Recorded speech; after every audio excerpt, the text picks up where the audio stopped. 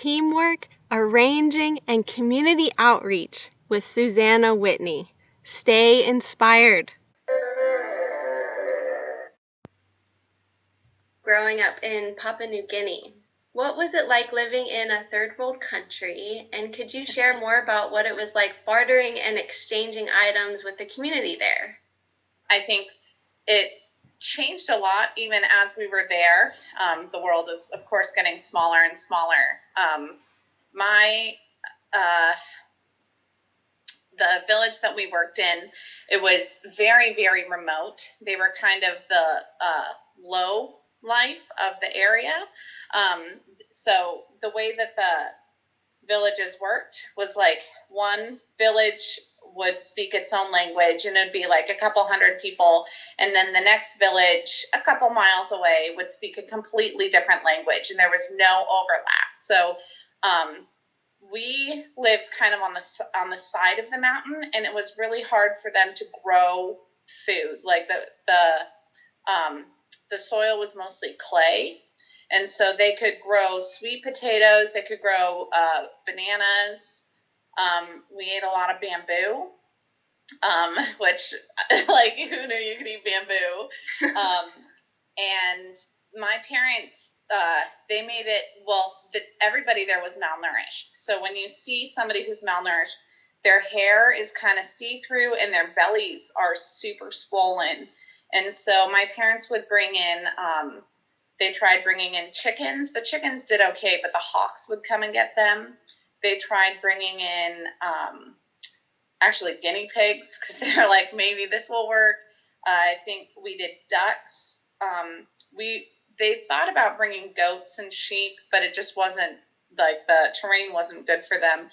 They had wild pigs, and one of my colleagues' favorite stories to tell of me is we were kind of sitting around and they were like one-upping each other with stories like, well, in my childhood this happened, my childhood this happened. And then they looked at me and I was like, well, in my childhood I knew a lady who like nursed a baby on one side and a pig on the other side, and they were like, you win that game. So I mean, we would always say, like, you know, you're a missionary kid when you recognize the people in National Geographic.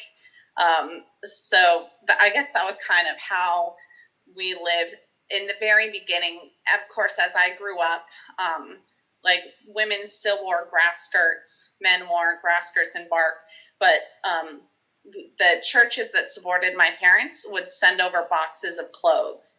And so more people were able to wear clothes. And I think they liked it, you know, because my parents were like, oh no, like, you guys should really keep your life the way it is. And they were like, really, would you rather wear pants or grass? Because we would rather wear clothes, you know. And they would have to kind of like hike a couple days if they wanted to buy knives and stuff. So my parents were able to kind of facilitate with that. Now I think it's a little bit more developed. They have a cell phone tower. I think more people, my parents actually developed, they had to learn the language, which for them was pretty hard because they were in their 20s and like there's nobody there to help them. And so the person that actually helped them was my brother. My brother was about 2 when they moved there. And so he picked up the language. And so they would end up asking my brother, like, how do you say this? And my brother would have to tell them.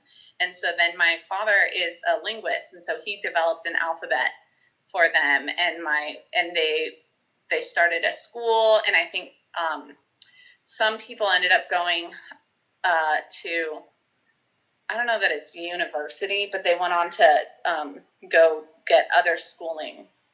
Mm-hmm. And so we actually get pictures now of some of my friends, and they're like, their husbands are graduating from seminary or from some other school. And it's really cool because my parents developed the alphabet. I think that's kind of cool. I saw Jay asked if I still speak the language.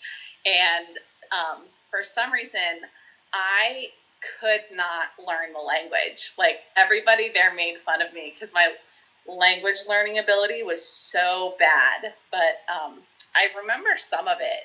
but my siblings can still speak it pretty well. Yeah. What is the language of Papua New Guinea? So Papua New Guinea has the highest per capita language in the world.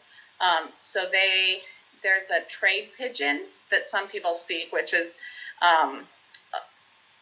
written down. It sounds a lot like English. But it, like, when they speak it, you have no clue what they're saying. And then every tribe has their own language. So I would say by now they've probably discovered all the languages, but there's more than I could count. And somebody asked if I'd been back to visit, and I have not. I haven't been back. I moved back when I was in middle school, I guess, and I haven't ever been back. And then there's also like the thing where if I were to go back, it would all be so different. I know one day I have to go, but I'm like dragging my feet because I think, like, you know, your childhood, you want to go back and it'll be different. And I think that'd be really hard. Susanna, I loved hearing about your story from your interview of how you got introduced to the bassoon. And I understand that the instrument became available while you were in Papua New Guinea at one of the schools there, and how it was just meant to be. Do you remember what the CD recording of the bassoonist was when you first heard the bassoon sound? I don't. It was a Baroque CD of some sort, and the bassoon was playing continuo. But I think continuo is actually one of my favorite things to play to this day. And so I think it's kind of funny that I'm still super into the continuo. And that was like the first time I'd heard it. And I don't know if it was a Baroque bassoon that I listened to, which is, I think, even funnier, because now I'm like, oh, those Baroque bassoons, they sound funny. But a big part of the work that you do in Memphis is interacting in the community. Could you share more about the work you share in the local Memphis area? Yeah. So one of the things that actually I do pretty regularly is play in the airport. And for some reason, people love it. Like, we reach, obviously, a bigger part of the populace than we would have. People come up and they have no clue what the bassoon is. And in some ways, I kind of like it, because I think, you know, we've all spent so much of our lives working on these instruments, and we're like, oh, bassoon, bassoon, bassoon, bassoon. And then somebody's like, what is that instrument? I don't even know what it is. And it's just kind of, it's relaxing to be like, oh, yeah, it's, you know, we play like this. And then people will like take videos of us, like we're animals at the zoo, which I think is kind of funny. We play in the schools. I think I kind of talked about how we do a soundtrack to a book, and that's kind of been our go-to education format. We used to put together our own program. So kind of like Julian, when we were at CIM, we had this bassoon quartet, and we had put together a program called How Does Music Make You Feel? And we used to kind of do that with my quartet too, because I was like, guys, we have this really amazing educational program. And then we would kind of work it. We would have dance pieces. So we would have like the music of dance, or we would have different type of theme and variations, stuff like that. And so we would try and build that into the program, just so that these kids were listening to music, but then also gaining some sort of information about it. But now we do the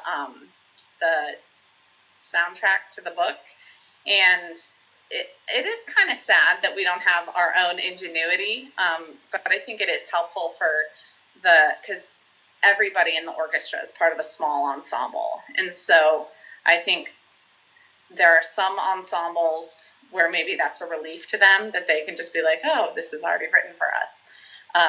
And I think those are really, really cool. I think, I plugged Joey Salvalaggio. I think, and I should have looked up to see what the name of his company is. I think it's Babu Press. But I think he has some recordings of us playing. I think that was a lot of my favorite educational stuff that we did. Obviously now with the pandemic, we're all trying to record a lot more and reach people more with the internet. Do you have any, memorable concerts with Bassoon 4 or any other outreach? Actually, things? When people ask me what my favorite moment playing the bassoon was, it was actually with Bassoon 4. I don't know if you remember this. We went into a high school, and the high school was absolute cacophony. Like, the kids were so loud. They just talking the whole time. And I just remember the teachers being like, "Shut up, stop talking, like, be quiet." And we were like, "Oh my goodness, this is awful." And so we put our bassoons together, and like one of us went like toot toot, and the whole place went silent. And so we played some Bruckner. We played that one piece that I was super obsessed with from Farinelli, Lascia Chiopengo, or what, I don't know what it was. But we played a bunch of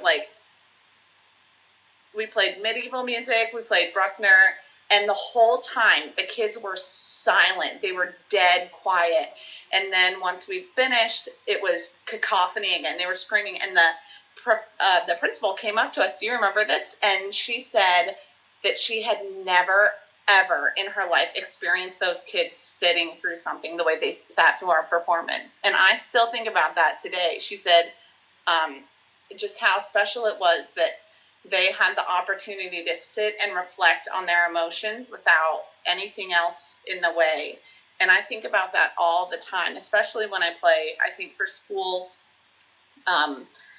because I think especially the younger community, they don't have that as much nowadays, where they just sit and they listen and they absorb, and it's really powerful. And I think in a lot of ways, it's going back to this whole where we play the soundtrack to the book. It is something that I've kind of missed. Like, it is nice for them to have the picture up there to look at, but it's just as nice for them to just sit there and listen and use their own imaginations. Could you talk a bit more about your bassoon quartet arranging that you're working on? I mean, it's really not anything to brag about. I just kind of, really, I've been doing it for anybody who will play with me. Like, in a little bit, we have this big old factory. It was like a Sears factory that they turned into something we call the Crosstown Concourse. And they have like a church health center. They have all sorts of eateries. They have condos. So it's supposed to be like a community in and of itself. And so I'm going to be playing there with one of my friends who plays clarinet, actually. And so I wrote a Santa Claus arrangement for the two of us. And it has Santa Claus is coming to town, I saw mommy kissing Santa Claus, and Santa baby, hurry down the chimney. And so we're going to play that together. I'm trying to arrange the holly and the ivy, but that one's proving to be a lot harder. I wrote for quintet, and I wrote it for woodwind quintet, but I think I'm going to actually arrange it for bassoon quintet and just record it myself, since I don't have anything else to do, where it's 5 little ducks went swimming one day. And I want it to start out where you're like, a quintet is 5 musicians, then 5 little ducks, and then one goes away, and it's a quartet, and it's a trio, and it's a duo, and then they all come back. And that's been kind of fun.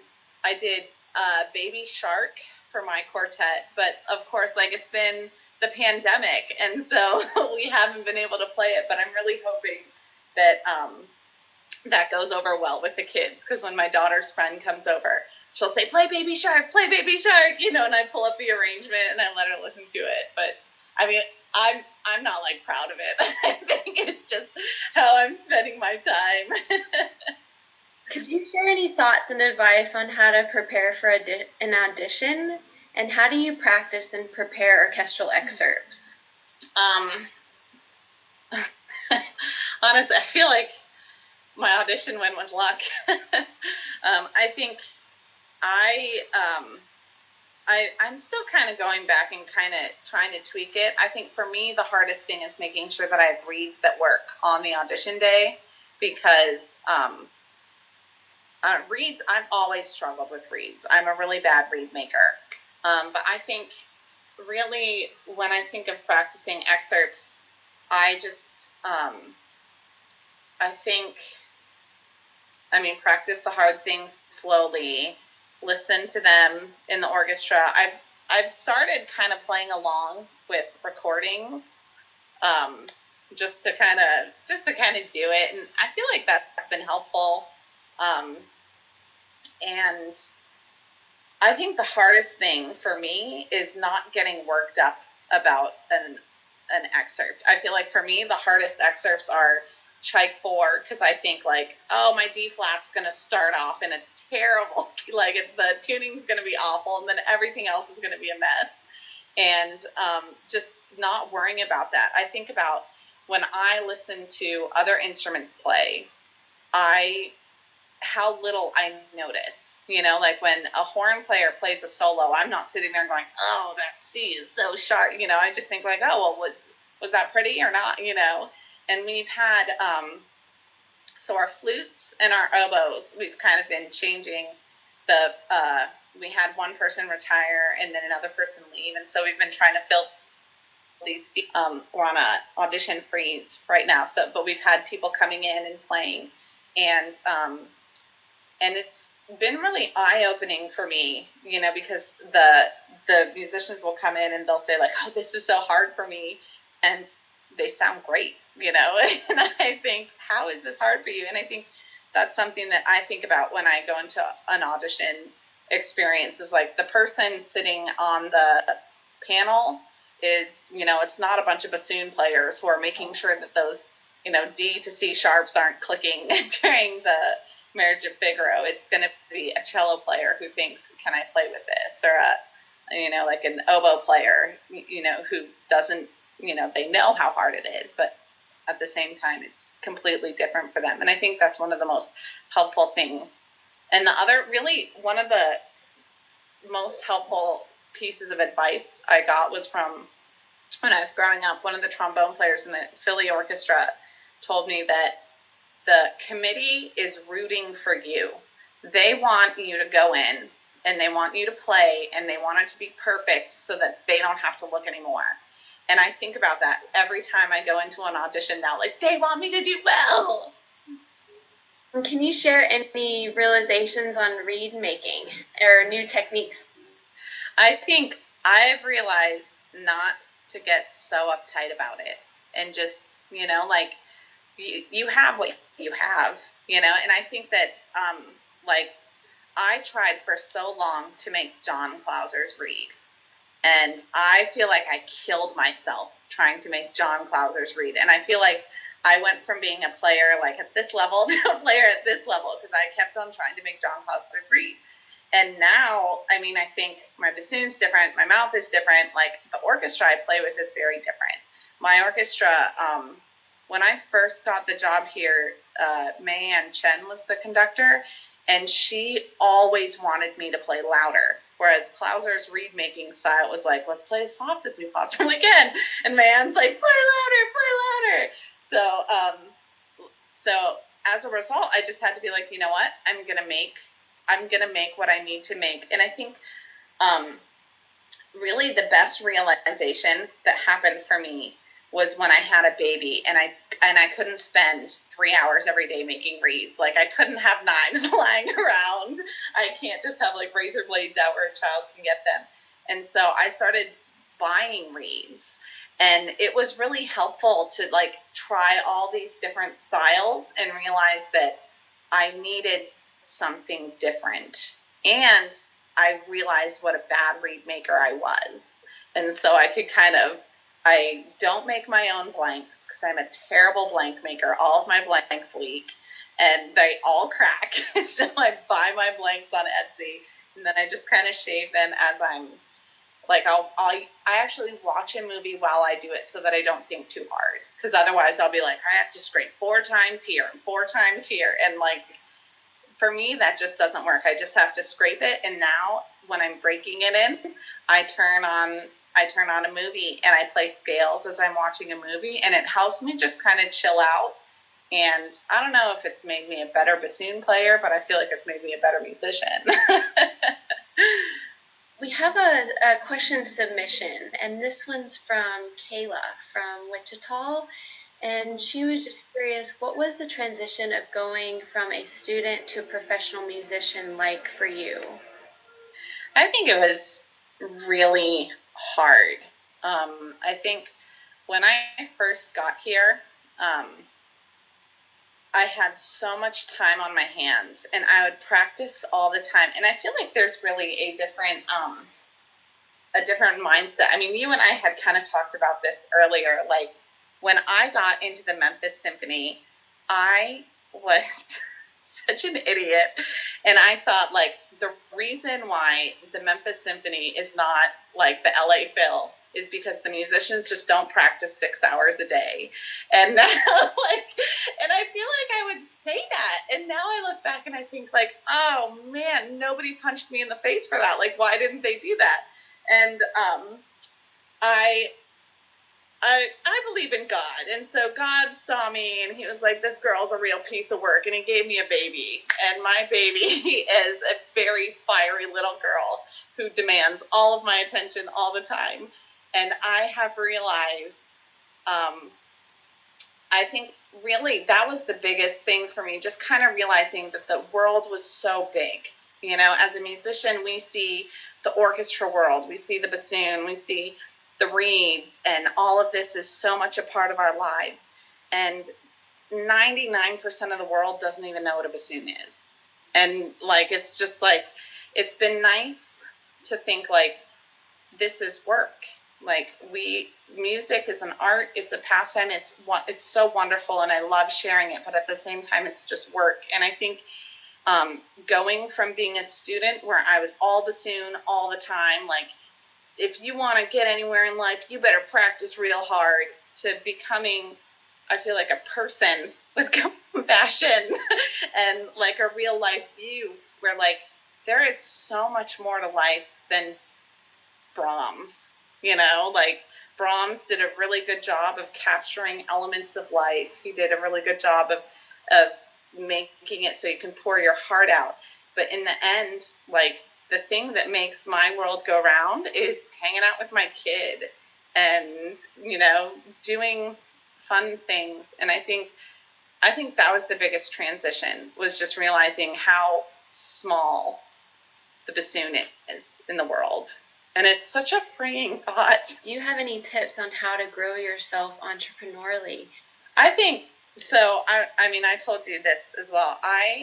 I was really struggling. The Memphis Symphony took a huge pay cut a while ago, and they were almost about to fold, and it was a lot of stress. And my sister was freelancing up in Chicago at the time, and she called me and she said, look, you just got to move up to Chicago, start gigging up here. You can make a life for yourself. And the thought terrified me, you know, as a contracted member of the Memphis Symphony. Like, they tell me where to go, when to show up, you know, like they do all the work and I just have to show up. And I don't have to do any, I'll play like Christmas and Easter shows. But for me, the gig lifestyle, I respect people who gig so much. I think to me it is it's a hard thing to do. Because I'm always like, I go and I'm like, I'm going to play a wrong note and they're going to hate me. And I think, I mean, I'm not super entrepreneurial, but I feel like the reality is people play with people that they want to play with. And I know, even in the limited gigging that I do, like on the church circuit, if you don't show up on time, you won't get asked back. If you are rude to your colleagues, you won't get asked back. And if you make too many mistakes, you won't get asked back. But for the most part, I think people are pretty forgiving about it. We all know, like, and when we're all gigging, we all know what it's like, how hard it is. And so I think the best thing you can do is be friendly, because like I said earlier, like, people are going to say, oh, we need a bassoon player. I want to call that nice person. They're not going to be like, well, this person's amazing, but they might show up late. They want the nice person that they enjoy working with. Lee, would you like to comment? Did the hand sign. Hi, thank you so much for sharing everything. Yeah. This is really wonderful. I like to ask a lot of bassoonists and musicians in general, when you were in school, what is one class you wish you had taken but didn't? I wish that there had been a class on how the orchestra was run, like with the administration, with the union, and like the way that the donations work. I feel like I got here and I mean, I joined the union because I knew I was supposed to, but I had no clue, just no clue about how the orchestra was run. And I feel like that would have been so helpful just with the basic functions of an orchestra. Like, how do they get a donor to give them $1 million?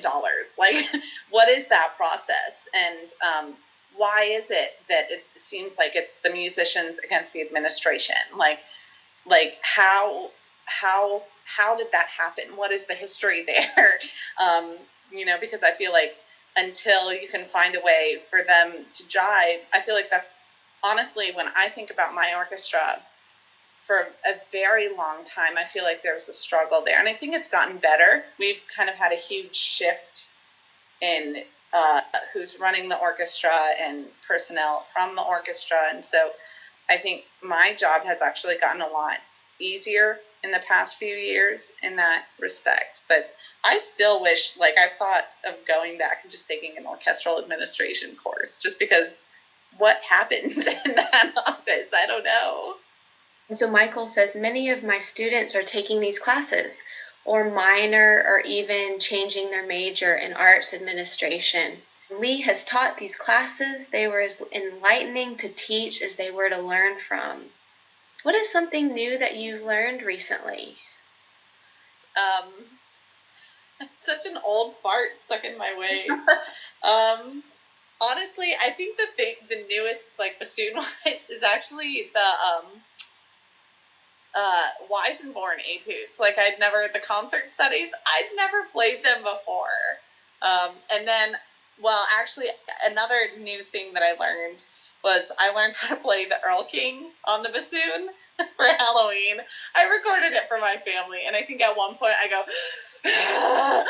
and like start playing again because it's like non-stop playing the whole time. I just ordered it from Trebco one day. And that was fun. I mean, it's all like digging it, and then like you're like playing the high register and then the low register and the high register. So it wasn't like I would never perform it, but it was really fun to play. Do you have a favorite book recommendation?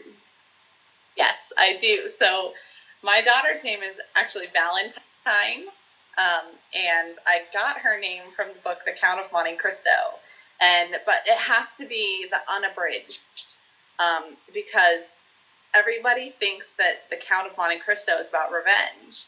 And at least when I read the book, I think it's actually about forgiveness. And I always wanted to name one of my kids after one of the characters from that book. I think it's just such a great book, just the way that everything kind of spins on itself. And Valentine was the name that my daughter's father and I could both agree on. So actually, I don't know that he agreed on it. I agreed on it. But I recommend it. I think it's one of the best. I'll read it again and again every once in a while. I'll have to check that out. And then could you suggest 3 bassoon pieces that people should check out? So, like I said, I think that Bernard Haydn bassoon and string quartet is really awesome. I really enjoyed playing that Francais Divertissement. And then, what's the third one that I really enjoy? I really enjoy playing the Telemann canonic sonatas. Mhm. I think they're so fun. I could play them all day, every day. It's just been so nice chatting with everybody, and thank you, Susanna.